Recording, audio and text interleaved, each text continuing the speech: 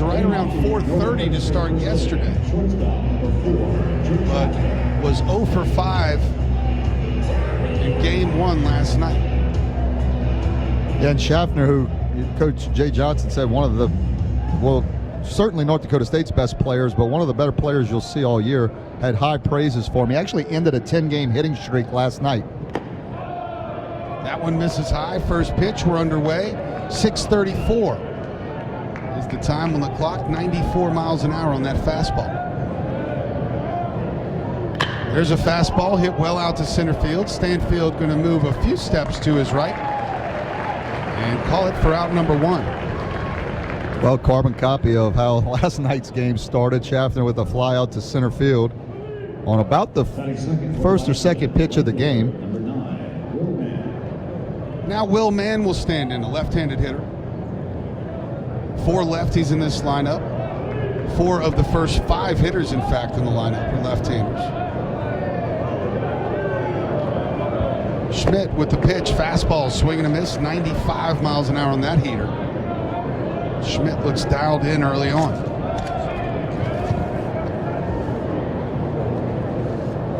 That one's fouled back in the screen. Another fastball, quickly Schmidt ahead 0-2. Yeah, and you'll see Schmidt with the fastball anywhere from 94 to 97 miles an hour, so right on cue with those couple 95-mile-an-hour heaters early in this game. There's a changeup down in the dirt for ball 1. North Dakota State, bison across the front chest of their uniforms. A very bright yellow top.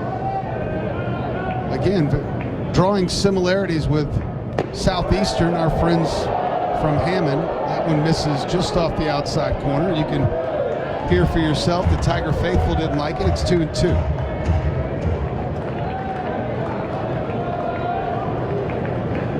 Fastball, swing and a miss.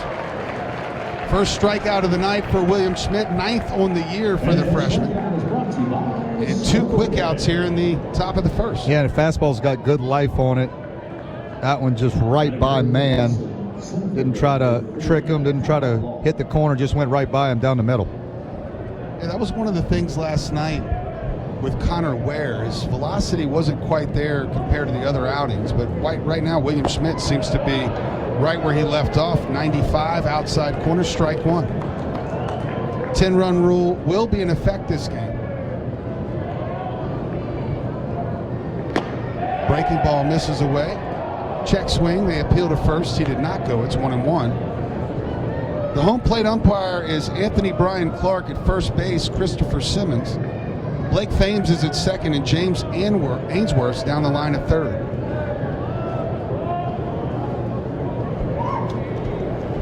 One, big breaking ball, hit sharply but down the line in right field, foul. And Schmidt ahead 1-2, hunting his second strikeout of the game. Law last night was 1 for 5, did drive in a run and score a run.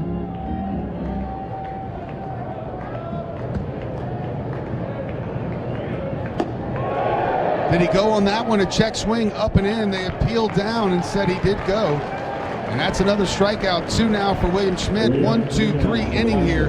And the top of the first for the Tigers. We'll come back. It'll be Curiel, Jones, and Dickinson here on the LSU for the Bison in the top of the first. Derek Curiel, the freshman, will lead it off for the Tigers. He's been in that leadoff spot now, goodness, for at least 6 games in a row. Yeah, I imagine Coach Jay Johnson pencils in his name first and then works around Curiel. It might be Jones first, and he might be right after. The first pitch of the game for Curiel, a fastball called a strike from Garrett Shoup. Again, Garrett Shoup, the right-handed freshman, making his debut, not only of the season, but as a collegiate athlete. Curiel, hard line drive, center field. He's going to start it off with a single. That one off the bat at 101 miles an hour. That took an 89-mile-an-hour fastball out over the plate, and we're getting accustomed to seeing that swing right back through the middle on the line. We saw him hit a similar ball that was not in the air yet last night and turned it into a double. He got on his horse, but that one the outfielder Law got to pretty quickly and kept Curiel to a single. Now Jared Jones last night 1 for 2, had 3 runs scored and 3 walks. So they have the scouting report on Jones. Didn't give him much to see last night. See if it changes here. First pitch from Shoop, called a strike. Right over the outside corner, it's 0-1. The wind is not really conducive for a right-hander. It's blowing from left to right. Lefty might be able to get one up in the diamond deck. But a guy like Jared Jones, sometimes the wind doesn't matter.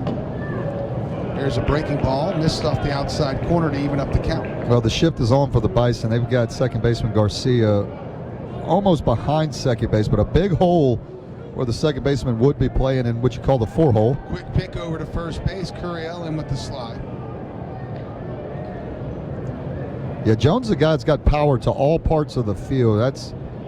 We saw Tommy White do it for a couple years. He hit, it seemed like, as many home runs to right field as he did to the pull side. The 1-1, big swing there, fouled back into the screen.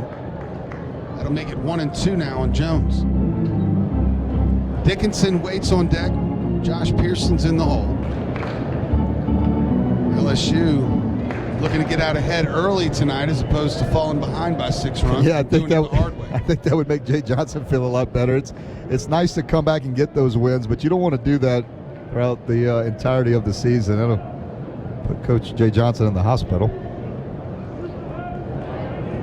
Curiel, a modest lead, fakes that he's going to second base. Slider misses away. It's 2-2.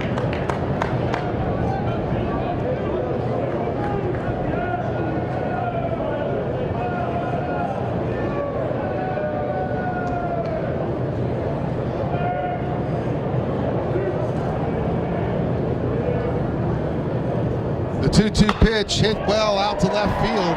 That'll be down for back-to-back singles with Curiel and Jones. A soft line drive right over the third baseman's head.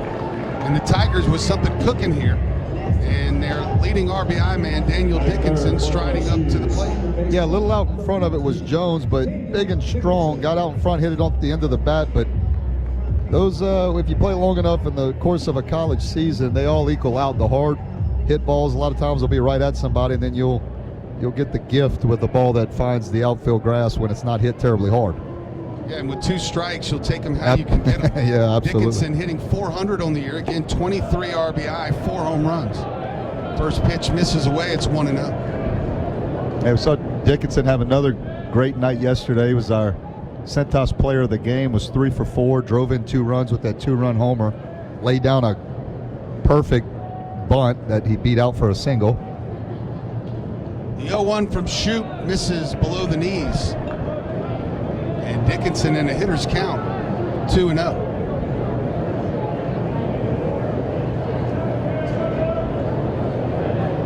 (2-0, 3-1), same mindset for you? Oh, absolutely. Yeah, you're looking dead red.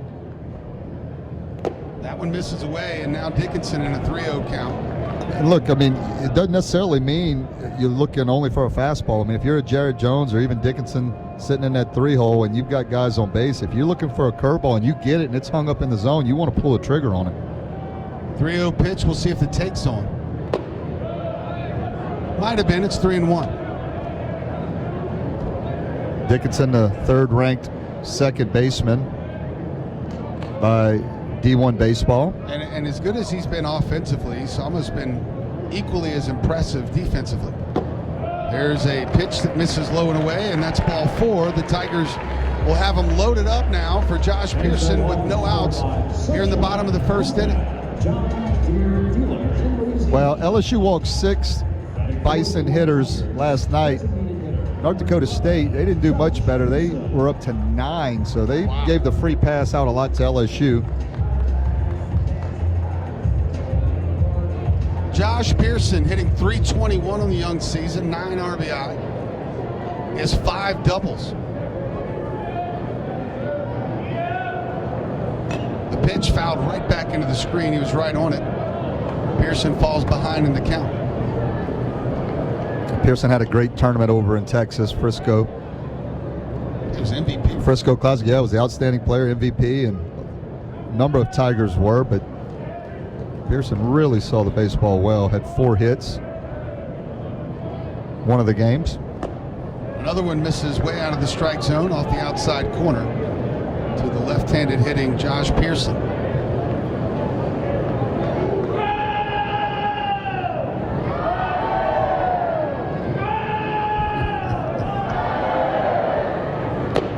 Another ball to Pearson. It's 2-1.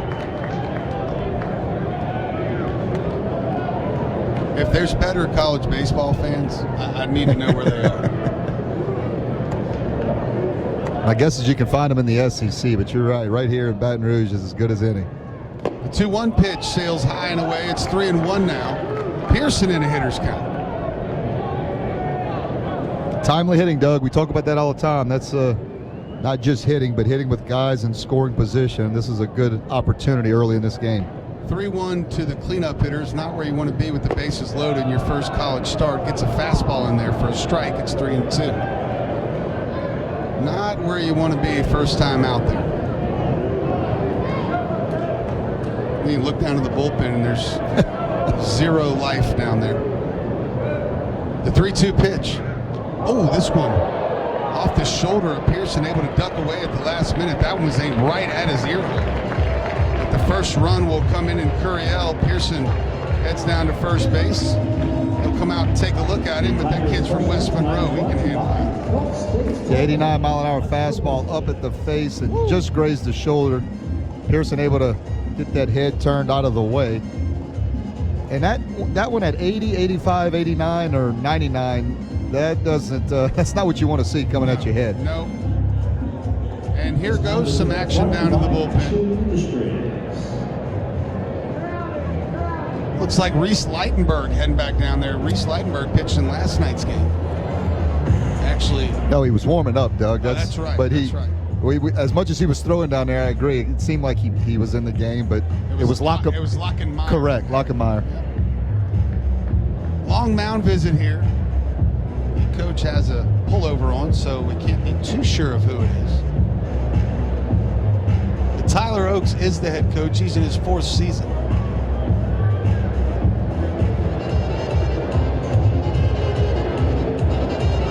Now batting for the Tigers, shortstop number 4, Stephen Milam. Well, you heard it from the voice himself of the box. Stephen Milam now will stand in. Milam, last night's hero, had 3 RBI, had a couple doubles.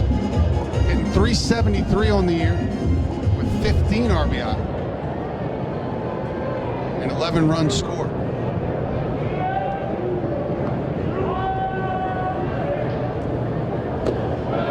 Pitch, a called strike. Yeah, you hear Coach Jay Johnson, how he talks about Josh Pearson and the fact that he's been around so long. He's always in the mix. It seems like when LSU has a good rally or a big hit and a big moment, Milam, I feel like, is starting to become that guy as well. Always at the right time, right spot, right time. This one is hit on a line out to right center field. It will be down for a hit. At least one run will score. Here comes the second run. Another 2 RBI single for Stephen Milam. That's 5 RBI now for the Tigers shortstop against North Dakota State, and the Tigers have a 3-run lead. Yeah, right on cue. I mean, right guy, right spot, gets a pitch out over the plate with guys in scoring position. That's what you're looking for, drive on. And give credit to Cade Dickinson. He absolutely read that perfectly coming around from second base. And I apologize, Daniel Dickinson. To say, who's Cade Dickinson? Is that a new player? Jake Brown now, no outs still for the Tigers. Trying to clone Dickinson. I want another one of them. Takes the first pitch upstairs. Josh Pearson on at first. On at third base. Milam's at first. And Jake Brown hitting .353 takes his first turn of the night. Takes another one down low. It's 2-0.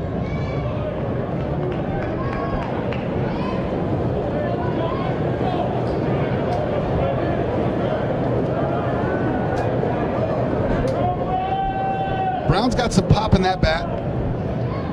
That one fouled right back into the screen. Hit a home run earlier in the year right at the information board out in right center field. And like I said, this is a pretty good win for left-handed hitters.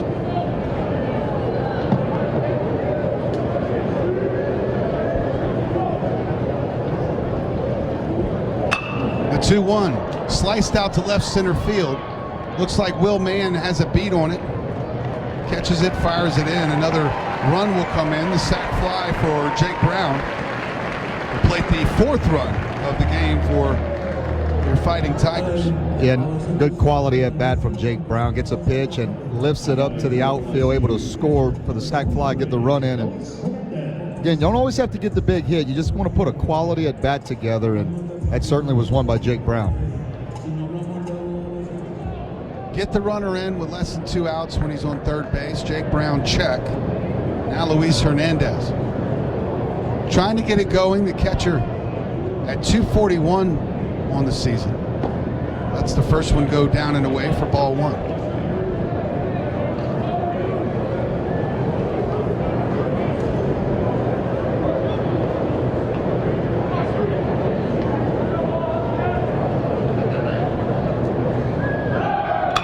Off with the pitch, ground ball to shortstop, not able to turn the double play on the hit and run.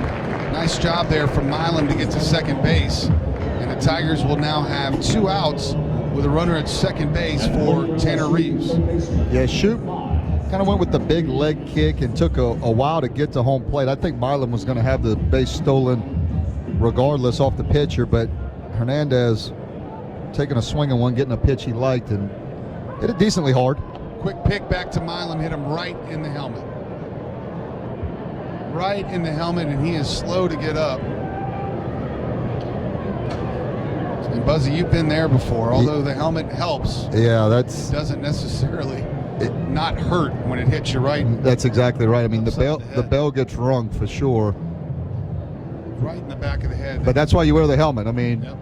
90 years ago, that wouldn't have been a good thing with guys with no helmets. The Bison had a similar play last night. Milam got some. Got a little purple Purple hair there. Got some gray streaks. Little shoe polish in it. Jay Johnson going to come out to check on his shortstop.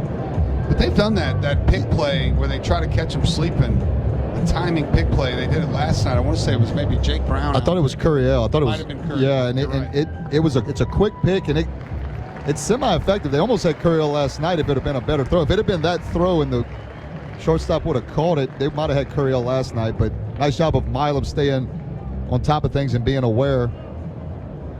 Although you're right, Doug. That one rings for a little while. Yeah, hopefully not a headache coming for Milam. Tanner Reeves now. Reeves hitting 188 on the year. Takes the first pitch for a strike. Reeves hit 398 in his career at Blinn Junior College.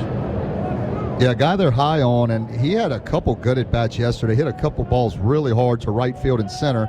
Just had nothing to show for it. 0-1, big swing, fouled back. It's 0-2. I think it'll be him and Braswell. You'll see a healthy competition over at third base. I mean, again, we know what Braswell did last year. He came on strong, hit over 300, and played well in the postseason. But Reeves, they're high on it. Again, it's going to be a good, healthy competition down there at the hot corner. 0-2, Reeves stays alive. Fouls off a pitch just off the outside corner. I think they're both, in the early sample at least with Reeves, I think they're both what and what defensively. I've seen Reeves make some really good plays. It's going to be who can do it at offensively at the plate. Well, I think it's clear that Reeves is the first man up should somebody need some support on the infield. Another 0-2 pitch, another foul ball into the left field bleachers.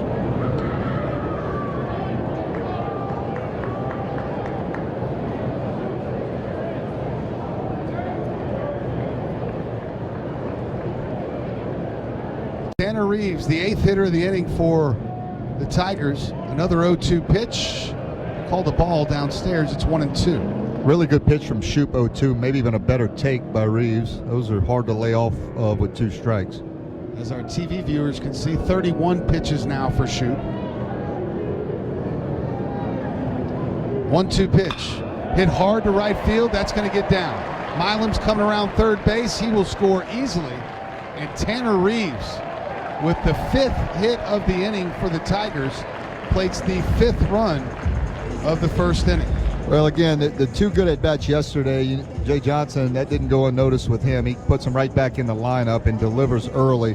And see Reeves is starting to really see the ball over these last handful at-bats. LSU center fielder, number 1, Well, last night, North Dakota State, I want to say they batted 9 batters in the first inning. Yep. Tonight, the Tigers return the favor with Chris Stanfield standing in.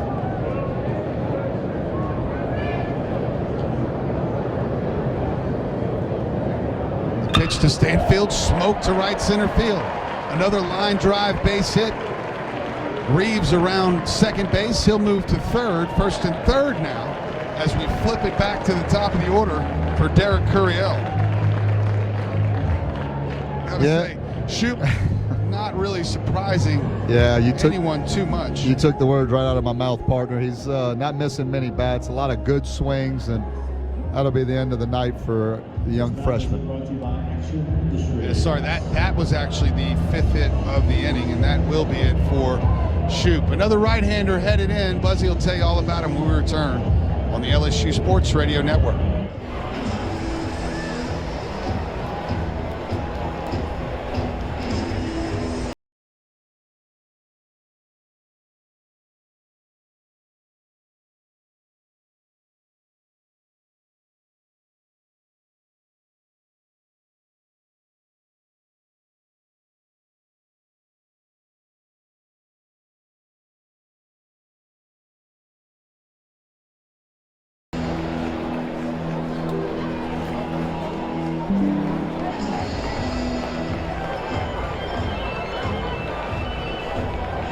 Minute, first and third, 2 outs.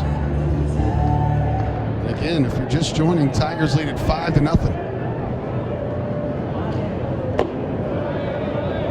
Fastball right over the outside corner to get ahead to Curiel.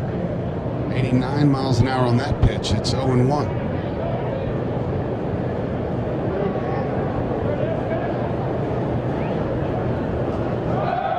The 0-1 runners off, no throw down to second base. Stanfield now in scoring position. The pitch called a ball.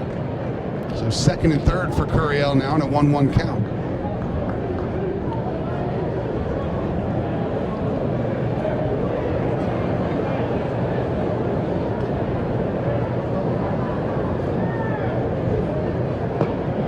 Another pitch misses downstairs. Curiel jumps ahead 2-1. Yeah, scout report says he's 87 to 91 with the fastball, and it's a lot of fastball and change-ups. They didn't see a lot of breaking pitches in the film that was looked at, but I'm sure he has one. That one misses high, and now it's 3-1 to Curiel, who singled to center field to get this one started.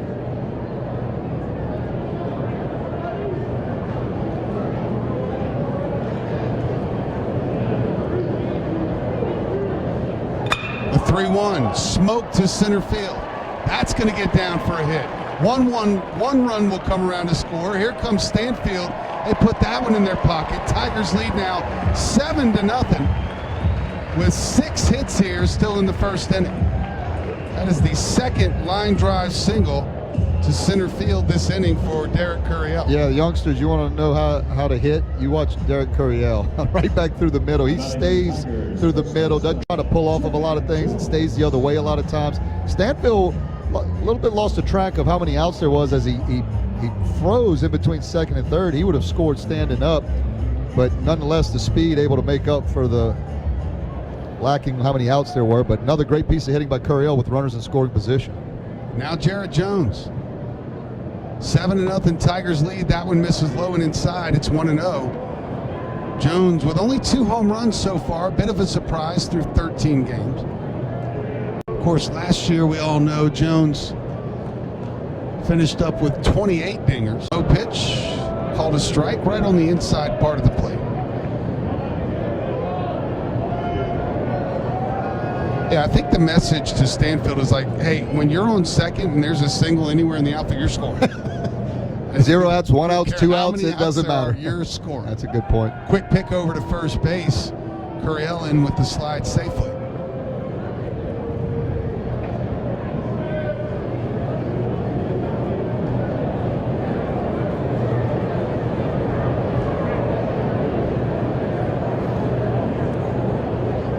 One, big swing there, just tipped it back into the glove of Freider. It's 1-2.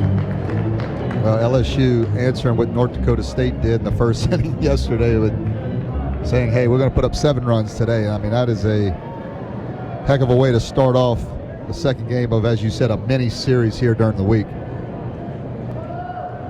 1-2 to Jones, went way off the outside corner. Don't blame him, it's 2-2.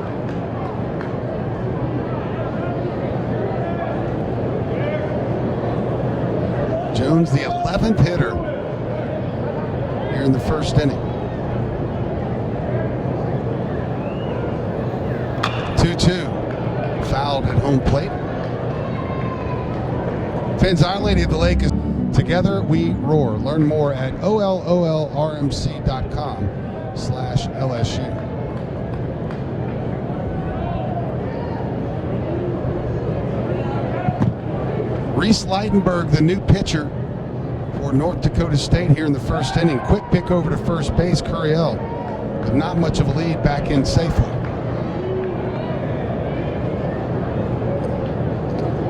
See if there's any relation to Kerry Leitenberg. You remember Kerry Leitenberg pitched in the big leagues for a while? Sure, you can find that on the old Google machine. Big hack there, and that's going to finally do it here for the Bison. In the bottom of the first inning, the strikeout from Jones finally gets that third out. 7 runs, 6 hits, no errors.